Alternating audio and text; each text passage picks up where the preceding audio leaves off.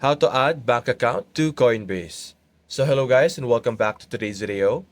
So as you can see right now we're at the home page. So what you're going to do is you're going to click on the 9 by 9 dots over here on the top left, which is like the menu icon. And when you click that, you should be able to see this. What you're going to do next is you're going to select profile and settings, which will redirect us to this page wherein we will be able to add a payment method as you can see.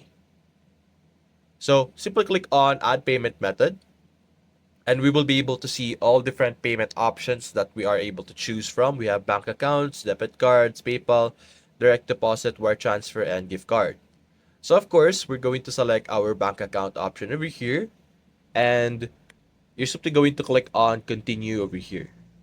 So after this, you're simply going to enter your phone number over here or you're just going to continue with the different verification that you need.